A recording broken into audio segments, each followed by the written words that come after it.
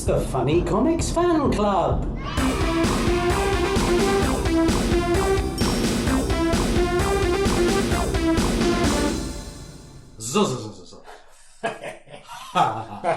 Hyping ourselves up for the final episode of this series, This series of the Funny Comics Fan Club. Well, hey! Ho-ho! Hey! With me, Dr. Mark Hibbett. And me, not Dr. John Dredge, for the last time in this series.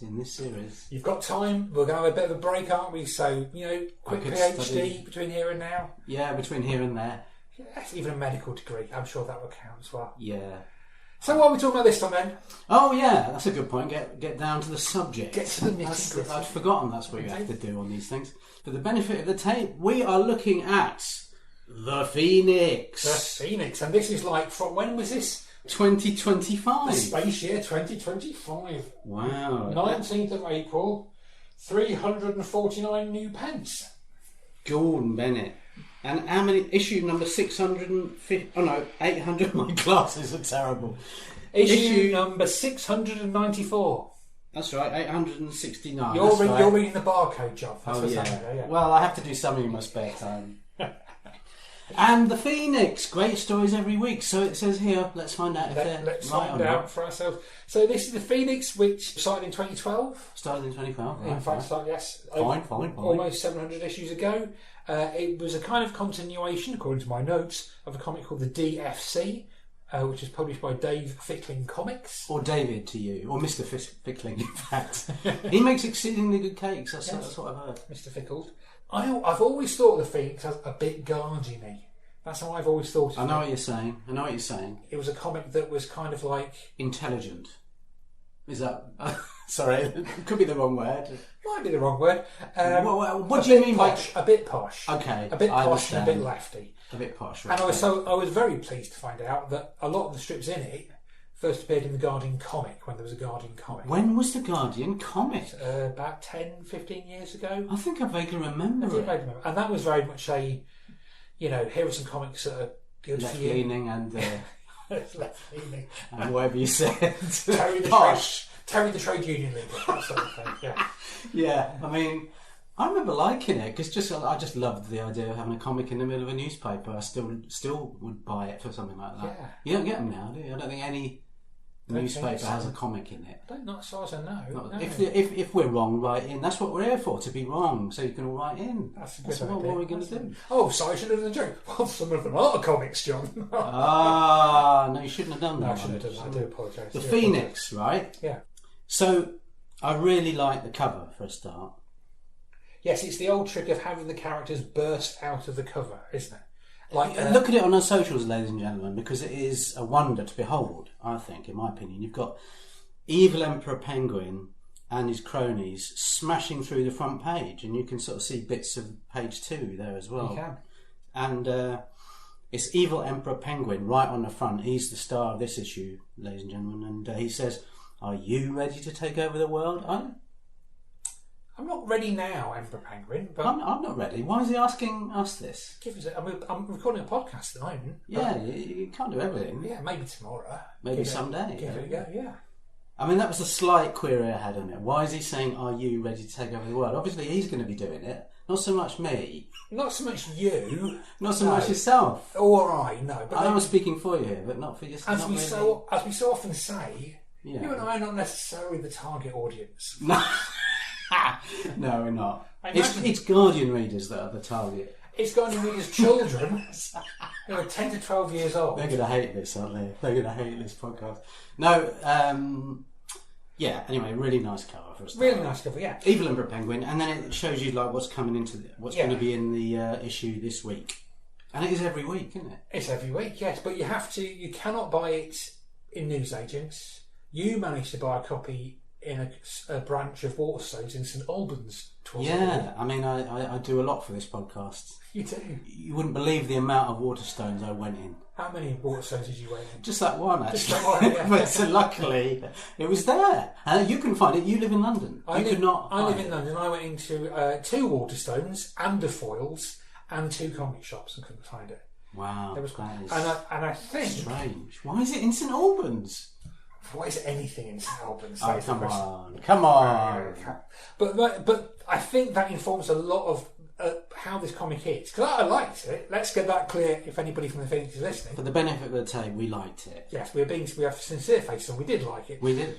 But there's something about it that feels like it has to get through gatekeepers. So you can't buy. It's really hard to buy this in a shop. You basically have to have it on subscription, and you can't even buy single issues. You have to buy. You can get a subscription. This is like an advert now. You can get a subscription for 6 issues for £1 or something, which is a bargain. That's good, yeah.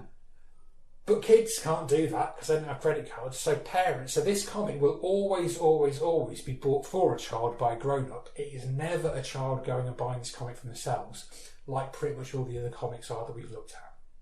Wow, really? So you got because the kid will have to ask his parent to get it to do that. Well, because kids don't have credit cards, do they? So not unless they've got very good jobs. Mind you, they are Kids of Guardian readers. That's true. But yeah, okay, that's interesting. Why is it in One Waterstones? I mean, if you work for the Phoenix, let us know where it is. Or if you work in Waterstones St Albans, that would also be let us know why it's there and not anywhere else in London. But that's why there seems to be a lot in this comic, well, quite a lot in this comic, where it's saying, this is good for you.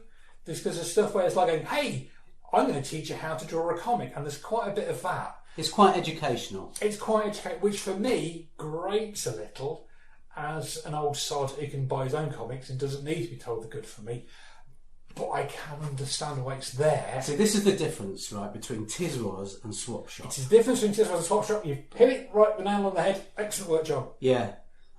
Let's have a look at the thing. Yes, let's do it. Before we pass this ghastly judgment on it, which we're not going to do, by the way, because we both liked it.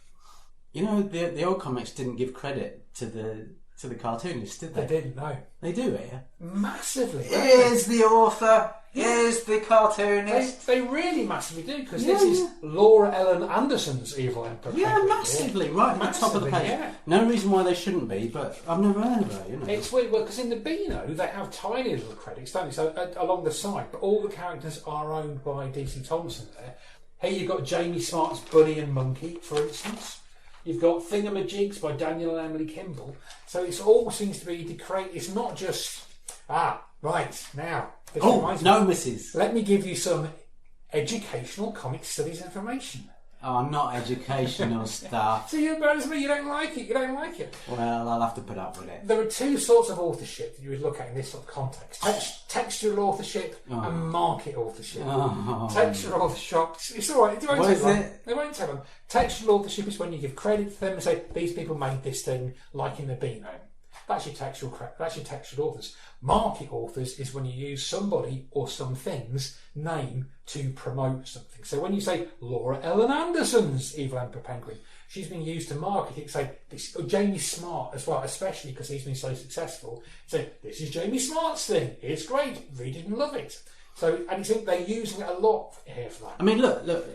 Donut Squad, right? Yeah. Not just Donut Squad. Neil Cameron's Donut Squad. Yeah. So maybe it's like they promote the author, then the books will be bought, and it'll be good for everybody. Because you know, it's nice to know who's written these things, who's drawn these things. But also, because the other thing about this is most of the comics in this are destined to be turned into books. This is published by who does it? Random House published this comic. Do they? Are you sure about that? I'm pretty sure about it. Yeah. It's David Fickling. Part of Random House. He's part of Random House. He isn't. His company is. Oh, right. He doesn't live in a random house. He may live in a random house. He does live in a random house. Like all of that. Well, I don't live in a random house. You live in St Albans. Random. If only. If only. But yeah, so it's interesting. Isn't it? So it does. So the whole thing again feels different from the other comics we've looked at because it's like these are previews. There is specifically a preview of a book in this. But a lot of them are, these are going to be collected together, as many comics are these days, and turned into books. That's very much the idea of it. I mean, I think the thing, why I wasn't that interested in it before reading it was that, I had the feeling that this is going to be a swap shop sort of deal. This is going to be educating us, and it was going to be quite, not very wacky. Not very wacky. Whereas the Beano is pretty wacky, even now, isn't it? The wackiness levels are fairly high. It's all slapsticky and people being hit on the head. Is it? I don't know if it is that now, but it certainly used to be. And this looks a little bit more like let us go down the stream in a raft or something like that. I don't know. It just seemed a bit more sort of, for want of a better word, posh. Yes, I think posh would be the word. Posh is the word, isn't it? A bit more middle class. Yes. Maybe we should say that. Yeah. But is it? That's the question. Is it? So, Evil Emperor Penguin, I really like this character. Better say that straight away. Yeah, he's an evil penguin, and he lives in the Antarctic. But the thing about him is, he's not that good at being evil. He's just not that good. I'm going to read what an Amazon review said of one of the books, because as you say, they're all turned into books. Evil Emperor Penguin is a penguin who lives in Antarctica, has minions and a butler. He has quite British eccentricities and only eats tins of spaghetti hoops. The comic journals his attempts to take over the world, and then it said 2 people found this helpful. Oh, that's good to know. That was nice to know. I love the fact that he eats spaghetti hoops. That did make me laugh. That's probably the key thing that I really liked as well. Yeah, he thinks it gives him some sort of evil fuel to be bad. And he's got this idea, and so he constantly eats lots of spaghetti hoops, and it doesn't really seem to affect him. He hasn't had any evil ideas for quite a while, it seems, in this strip. No. And his minions are helping him out. They all seem quite nice, apart from his sister, who's trying to be evil as well. But they're just not being that evil. No. And the big climax is the spaghetti hoops have become spaghetti squares. And he's wandering around with a book that says evil plans written on it, and there's an octopus involved. So generally speaking, it's pretty wacky. It's quite a bit funny. I enjoyed it. I did laugh at spaghetti squares. I did sort of think like, in the nicest possible way, I couldn't help feeling like I'd seen this somewhere before in the cinema. Oh, in the cinema? What's yeah. Herbie eats spaghetti hoops? I mean, no, not Herbie eats spaghetti hoops. Which film are we talking about? Well, Despicable Me. What, they eat spaghetti hoops in it? They don't eat spaghetti hoops. Get away from the spaghetti hoops. Well, which bit? The whole rest of it. Well, the Minions bit. The Minions. The Minions is obviously the same word as the Minions that are in... And they fulfil the same function. Yes. And it's a baddie who's not very good at being bad, and so on and so forth. Oh, okay, yeah, I guess so. Maybe so, yeah. Another thing, I did really like it. I really like the character. It's obviously a big hit with the kids because it's the main focus of this issue. It's taken over the comic, hasn't he? Yeah. One thing I would say, I don't particularly mind this, but a lot of the panels in this and in that story are people talking to each other. Yeah, that's good. I mean, it's funny. What they're saying is funny, but some of the old Beano strips or the old Dandy strips, there's more action going on. This is clearly not a Jack Kirby strip with things happening and people bashing each other out of the panels, is it? How many pages are they're sitting at a table? There's nearly 2 whole pages of them sitting at a table just talking to each other. As you say, the dialogue is really funny and it's great, but it's not like a traditional comic where things actually happen. No, it's not. Unlike, if I may, say the first strip that I want to look at, which is Jamie Smart's Bunny versus Monkey, which is all flipping action. It's all just things happening, and it's like this to me feels a lot more like the comics we used, because I think Jamie Smart used to work on the Dandy, and he did a big redesign on them, and this was much more my idea of what I was after, and also much less my idea of what we'd see in the Phoenix, because it is splashes, bangs. There's a page where somebody does get hit around the face with frying pans, which I'm sure you'll have enjoyed. Yeah, I mean, so Jamie Smart seems to be like the famous person out of this whole enterprise. He seems to have done incredibly well from what I can see. I mean, he's got like million-selling books and things like that. I mean, really, really famous now in this sort of area. I know it's not aimed at me. I thought the art was... I found the art quite difficult to look at, actually. Oh, really? Yeah, I couldn't quite... But it's like, that's what for me, the Lego Batman movie, I couldn't quite take it all in for some reason. It was like so much was going on. Yeah, it lost me a little bit. It's just not that clear to me. But what do I know about it? Nothing. But that was just my impression. And then, what does it all mean? What does it all mean? I haven't seen anything else of this bunny versus monkey. This is the first time I've ever seen it. One question, Mark. What's going on? Well, I don't know. No, I don't know what's going on, but as we've come to know... we have this difference in opinion. Over our time together... Yeah, we have a difference in opinion. You like things that don't make any sense. It's not quite how I'd have put it myself. I'm like the John Cleese of the team. You're the Terry Jones. That's how it seems to me. Is that how it works? I mean, what I mean is by that is like the internal logic of something is sort of important to me in some weird subconscious way, whereas not so much to yourself, which is I can accept that. I think with this there is a logic. There's a world in which it exists, which is a coherent. So I'm going to get back on that. Do you know I mentioned I've got a PhD in comics? There's a coherent world in this where certain things can happen, and those things happen. Things flying into the air, people being bashed about, things go splat, people being in hospital, and that's all fine. And within that world, that's what happens here. It's just there's lots of excitement and thrills going on, and he's not so much concerned about going, here is the beginning of the story, here is the middle of the story, and here is the end. It's like... I mean, it's fun. I mean, it's definitely fun and colourful. I thought it was great, yeah. Lots going on, actually. As a hell of a lot, as you said, a hell of a lot going on. But it's like, why is he on fire in the middle of it? You have to look on the socials, viewers. Oh, yeah, he is on fire. Why is he looking at... there's no explanation of the fact that he's on fire again for the third time. I mean, that's sort of funny that that's happened, but there's absolutely no... It's just there. Why is he on fire? That's the third time this has happened. But there's no... Yeah. Maybe, what do you mean? Maybe he's angry, I don't know. And then why is the bloke hitting him with frying pans? He's gone into hospital, right, just for the benefit of the tape. The monkey has gone into hospital because something has landed on him and broken all his bones. While he's in hospital, first of all, he for some reason he's on fire, and then they put him out. And then one of the doctors comes along and starts hitting him with frying pans. Yes. But why is that? Well, it doesn't seem to work, and then he says, more frying pans! Yeah. And then hitting some more. I suppose the illogicality of it is the humorous bit, is it? I believe the illogicality is indeed the humorosity of it, yes. And then, somebody else turns up and they bought jelly, and this is far too much for the monkey. He runs away saying, I can't, he can't bear jelly. But why is that? None of it makes sense to me. I assume his hatred of jelly would be a character trait explored in previous episodes. Yeah, because I mean, this is a big book, isn't it? I think it might be a series of books. Yeah. And it's massively successful. So what the hell do I know? Nothing. And I'm not 7 to 14. So what do I know? Despite what people say. Well, mentally, but yeah, it's pretty great. I mean, you can see why it's like a big part of the thing. Yeah, and I can imagine kids drawing these characters on satchels or whatsoever they have in this day. But shall we look at something that we really do like? Yeah. Can I look at something that I You can look at something that you really do It's like. actually a fair few pages in. Well, you can hear us flicking apparently list. Neil Cameron's Donut Squad. Yeah. This, to me, is the highlight of the whole magazine, right? So what it is it's donuts as little characters. For a start, that's a brilliant idea. To me, it's a brilliant idea.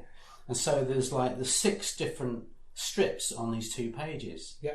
And it's got strange characters, like Anxiety Donuts. In this edition, he takes up sports, and it's tennis, and all the strip is him being bashed around by a tennis racket.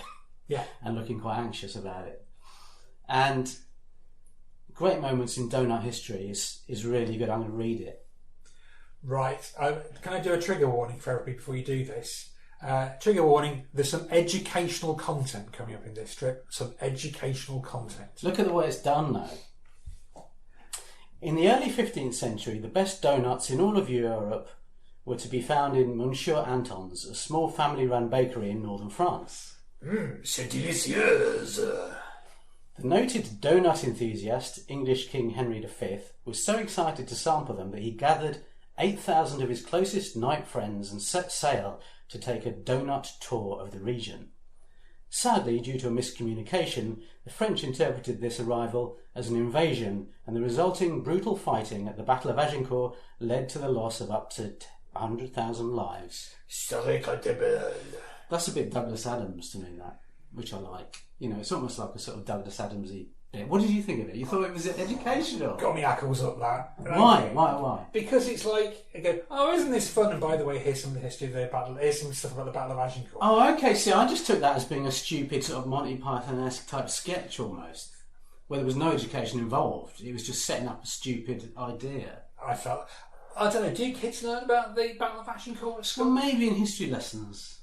I suppose that's where you would learn about it as opposed to chemistry. But even if you don't know about it, you sort of find out a bit about it by the way he's sending it up. That was my thought. Yeah, I think it's funny this because some aspects of this do appear. This above everything appears to be more aimed towards the adults who might be reading. Definitely does. Yeah. Absolutely no doubt about it. There's a strip here called "Waiting for Godot Nut."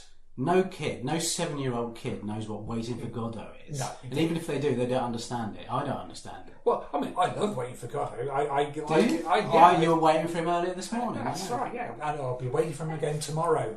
Beckett fans. But I thought I just like, I like the fact that it's referencing something that no kid is ever going to get. Waiting for Godot Nut. Yeah, fair enough. I mean, the actual strip is just some people waiting for the donut, but I just like the idea of it. It's there and then it's over. And, Destiny of the Donuts, the story so far. In a dark future, health monitoring AIs rule humanity and donut eating is a crime. I'm not even going to talk about the blooming Chocky Plops one. Look on the socials if you must, but that one is pretty rude for a blooming... I mean, that would never have got in the Beano, would it? I mean, it does feature golf. Hence the Guardian readership. But generally speaking, anyway, and this is we're surfing the zeitgeist on this episode because the first Donut Squad book has just come out, I believe. That's the case.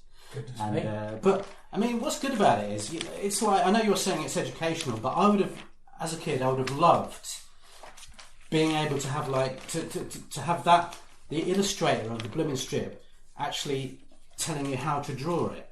I mean, that to me would have been absolutely fascinating. Yeah, fair enough. They've got like a workshop, a special Donut Squad workshop online. Here we are, Donut Squad Takeover Digital Workshop, and you can learn about drawing these things. And to me, I would have absolutely loved that. You've got the creator of this strip telling you what he's done. That is going to encourage you to want to draw. I would have thought, find out about it. I like it. So this comic, I would say, whatever else you would have to say about it, is probably the most interactive of all of them. Yeah, I suppose so, because it's got a letters page as well, hasn't it? And it's got a letters page, it's got your drawings, all that sort of thing. It's really encouraging you to get involved. I mean, you've got like comic tutorials here, guides to how to draw things, and it's really interactive. Yeah. And I mean, it's very, they market to you as well. Obviously, it's not purely for the good of all mankind. I think I'm just being curmudgeonly about it, really, because I always think like, well, when I watch telly, if you watch television, half of television is not telling you here's how you can make your own television programs. Film does not sit around there going, okay, and now we're going to tell you how to make your own film. Why, oh why does it always have to be a thing that comics always have to tell you how to make comics? They don't always tell you how to make. They do always. When did the Beano ever do that? 1943. I know. Well, it's like I read because I do a lot of comics study stuff at work. It's no interest to me anymore. It's always. It wasn't to start with. I've never made that. Okay, you've got a PhD thing, so. Okay. But it's always you go to. What do you mean they're always telling you how to draw comics? All comics events you ever go to are going like, oh, now we're going to teach you how to draw. But I would like to know. Well, find out yourself. Don't you want to know? Not really. Oh, I see. I've always been really intrigued by that. I used to draw my own comics, and it's like Dogman. That's a big thing for kids at the moment. A lot of that is there's a Captain Underpants. They've got the kids in that book draw their own comics. I mean, I don't think they tell you how to do it, but kids I would have thought they certainly used to. They used to like drawing comics, and in fact, I know kids still like drawing. So, and it's just, to me, it's a nice way of encouraging something creative. Good. But for you, what is it? It's the death of humanity. You're making me sound like a miserable old git. You don't like it. I just find it weird. What other comic tells you about it then? Name another comic that tells you how to draw a comic. If you go to an event about comics, but an actual comic itself. There's only 2 comics left, and one of them is the Beano. Well, even in the whole of humanity, in the whole of history, I can't think of examples now. Well, you're a PhD. You should be able to think of. I've got my head full of far too many. I don't think you're right. Back in my incorrect argument. Well, maybe I'm wrong. What do you think, listeners? Yeah, what do you think, listeners? Whatever you think, keep it to yourself. Because Mark won't want to know. I won't want to know. He's got his PhD, and that's enough for It's just a thing. I've learned how to do it. I don't want anybody else to know. Nobody else must that's know. interesting. That's interesting. But that's good. It's like a different, it's a totally different view on it. I just think it's a thing where I think comics should be comics. I think comics should be there's nothing wrong with showing people how to do it, but I just think I wish comics would have the confidence to go, you can just enjoy this. It doesn't have to be an educational experience. Yeah, I see what you mean. I mean, yeah.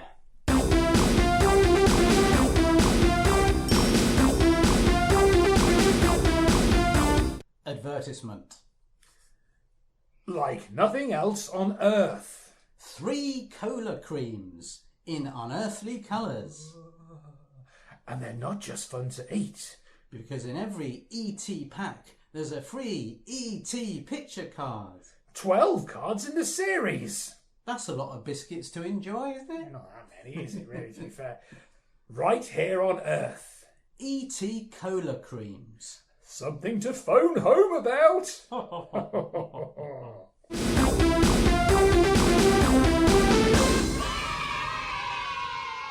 But can I flip from being grumpy about things? Let's talk about something that I absolutely love. Go for it. And there's a strip called Thingamajigs. Oh, yeah. By Daniel and Emily Kimball. And I just thought this was brilliant. I love this. It's so cute and funny, and it looks gorgeous. It's modern. It's got proper gags in it. I just thought it was gorgeous. I thought it was such a beautiful thing. It's lovely. You've got like a whole story in 10 panels? Yeah. Something like that. Beginning, middle and end. Right, to me this makes sense.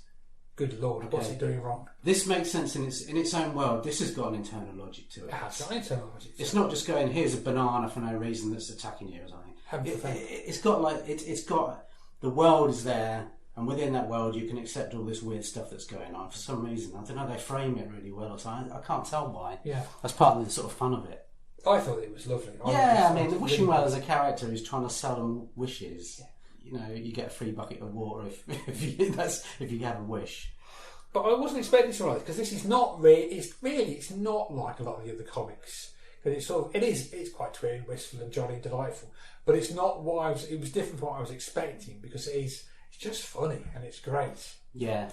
Everything, we like that one. We really like that one. Whereas if I can go back to being grumpy about things, the one that was exactly what I expected things to be like. Oh, right, I know. It was a strip called The Island with No Name.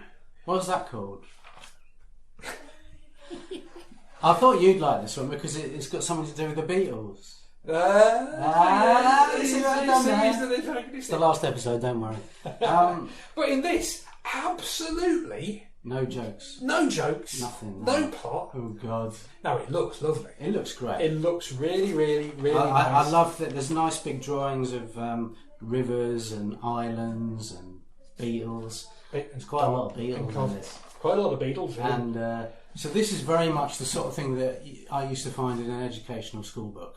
Yes, indeed. And teaching you all about, wildlife, which is fine. It's fine, but I know what you mean. It's like, oh, okay, this is what this is. What happens is the character looks at some beetles and writes some notes about them, and then he says, "Oh, what should we seek out next?" And I thought, what? Nothing's happened. It just seems the most odd. And I guess it's going to be, is it encouraging children to go out and find their own beetles? It's for like budding Brian Epstein's, perhaps. It's almost like it's like a science lesson when you're a kid or something. It is. Which is fine, but I probably wouldn't have found it particularly entertaining back then. No.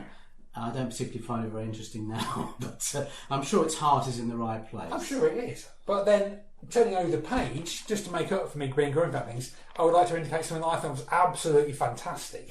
The Ministry of Mistakes, in which they have brilliantly turned childish pedantry into a feature.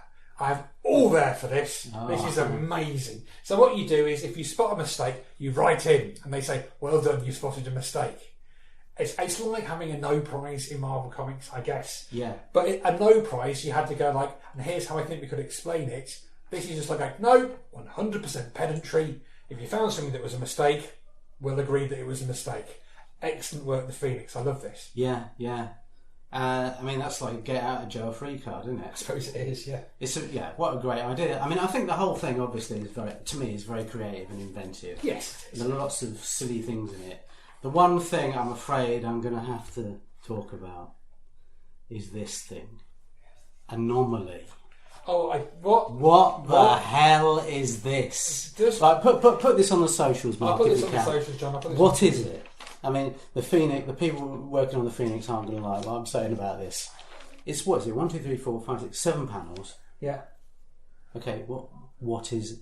I can't even understand the sort of thought, the concept of it. What is it? What is it? So it's people who have heads like gems that are sort of a bit like gems from The Sims a long time ago.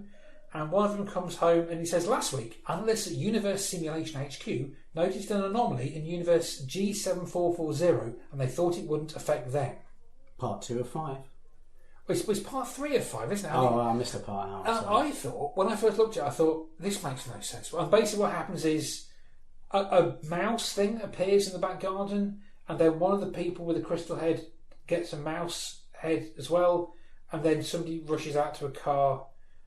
To be continued. What's going to happen next? We don't even know what's just happened here. And I thought, clearly we're missing. I thought I must be missing something here. This must be a very, very, very long running series. It's like, no, it's only the 3rd episode. It's the 3rd of 5. What on earth? So they're going to can it after 5 of them. They've had enough by episode 3. I mean, it just can somebody write in just explain what this is? I did find it's like a married couple with diamond heads wandering around, and then suddenly one of them becomes a mouse, and that's it. I mean, what is that all about? Idea. But another thing I really liked about it is Evil Emperor Penguin's minion maps. So one of his minions has drawn this map of the evil headquarters in the Antarctic, and you just see all these rooms within it. If you maybe could put that on the socials, because it's a really lovely picture of all these different rooms you get in the evil penguin's private lair. So you've got a living room of evil, you've got a kitchen of evil, spaghetti hoop storage. That's where he keeps all his hundreds of tins of that. I'd imagine so, yes. And then you've got a room of lesser evil. The room that has slightly less evil in it than the rest of them. I just thought it was really inventive, and it reminded me of like an old DC comic I had where they took Superman's Fortress of Solitude and then showed you what was going on in all the rooms in that. It just reminded me of that, so that was a nice memory. But I thought it was nicely drawn and really well done. Well, how about really this? Well done. How about this, because I sort of think there's quite a lot of these little half-page strips. We've not really talked about many of them, have we? No. But there's things like, is it Squid Bits is like a page full of lots of little bits. Donut Squad is lots of little bits. Then right at the very end, there's a strip that I will mention only because I thought his title was brilliant. The Lovely Pirates. Yeah, I like that. But I think maybe there's quite a lot of these little short bits. Perhaps, how about this? Maybe it's the little short bits that are the most successful ones, because those are like, whammo, here's a gag, here's a setup, apart from Anomaly, which I completely agree with. That's an anomaly. It is an anomaly. Maybe that's why it's so weird. That's why it's weird. But these little strips, which goes like bang, bang, bang, here's a gag, and there's very, very so Tina is never on time. I guess what that's about. But they all look good. They're all very vibrant and exciting. They just pack a lot of stuff in. And I think these are the ones that feel to me more traditional comedy, whereas the ones I think sometimes when they spread out a bit, then they get towards the dread zone of graphic novels and being and serious. As you say, a lot of these, the point of them is to sort of turn them into books in a way almost. Yeah. That's the long-term plan, is to turn them into books. I think as a kid I would have really liked this, and I would have wanted to get involved with it. I mean, you can send your drawings in, send in whatever you like. It shows you how to draw. Really can get involved in it all. It's a thumbs up from me. It's a thumbs up for me as well. I mean, not least because it is a comic for kids. It actually is a comic for kids that is still going. And it's amazing. It's every week as well. Yeah. So that's, credit to them for that. Yeah. And I love the fact they credit the artist as well. I know the Beano does it as well, but it's so fantastic because, I mean, if for nothing else, because whenever we do this podcast, we have to work out who the artists were by guesswork or looking it up, and here they've laid it all out for us, haven't they? Yeah, so that is really so good. it's certainly saved us work. It does, which is the main thing, I think. But yeah, the Phoenix, we enjoyed it, I think, overall. And I think as we look at this one at the end of the series... It's the end of Series 2. End of Series 2. And I kind of thought this turned out to me to be a good one to end on. Turned out nice again, didn't it? It did. Because see how up to date we are, surfing the zeitgeist every time. Incredible. But it's like, because I think a lot of it is so different to all the other comics we've looked at. I mean, the layout of it is different, the format of it, the way it's sold is different, the crediting art is different. I think it just shines a light on all the other stuff that we've looked at, which is always a lot older. All the other stuff is like, here's a dirty, nasty thing that a kid can buy themselves with pocket money, and it's not for the good, it is naughty, and it's not very funny. Whereas this one has to push its way through the wallets of the parents to actually exist at all. And then once it does, it's actually surprisingly funny. It's said on the website, I think, or something like that. It said the main point of this is to get kids reading. Oh, you've ruined it now.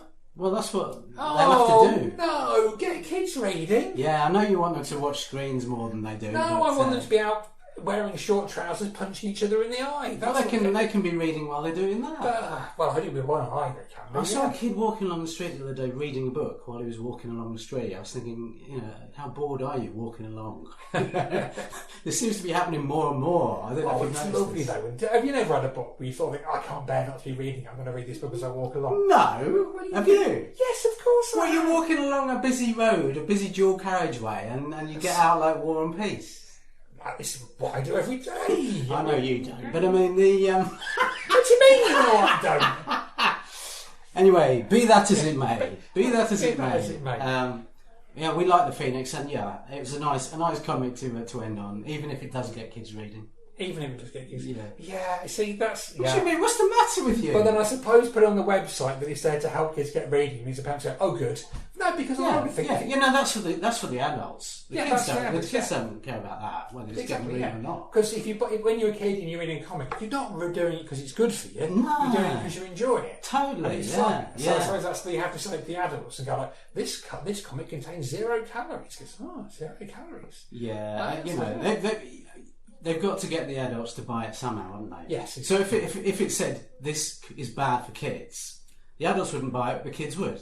Yeah, but the kids can't. So the kids can't. They haven't got any credit cards as yet. What a conundrum! What a conundrum that is. I liked it. I also liked it. But so we thank you for listening to the last 400 editions of yes. The Funny Comics Fan Club. So the plan is what we do next. So what we're going to do next is in a few weeks' time we're going to put out a best of. Oh yeah. Yes, because we've had to do some of that. So and then the week after that we're going to put out our worst stuff. Yes, which will be considerably longer. And we'll have far fewer downloads, I have a feeling. Oh, I hope so. Yes. Yeah. Even fewer downloads. But then we're back later in the year with Series 3 when I think we're going to look at the Beezer. It's probably going to be the next one we look at. Oh, that sounds like fun to me. It does sound like and of course Ali Sloper. Oh, we might just What the hell is Ali Sloper? I mean, interested to find out. John. I don't know. I haven't got a PhD. John. I merely have an MSc in reading. My PhD supervisor is the world's leading expert on Ali Sloper. That'll be a long episode then. Don't get him in here. We'll be here all night. He's lovely, but he's a lovely fella. That is quite an interesting. I didn't realise that. Did not know that. I did not know such things existed. No. Well, if we do Ali Sloper, I'll get him to do my own. He will be the first to know. He will be the first to know. And the only one interested.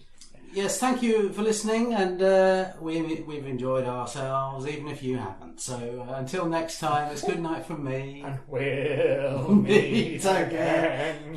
Don't know where. Don't know when. Probably here. Probably here, yes. Probably later on in the year, yes, I should imagine. Probably on the internet. Probably we will meet again some sunny day.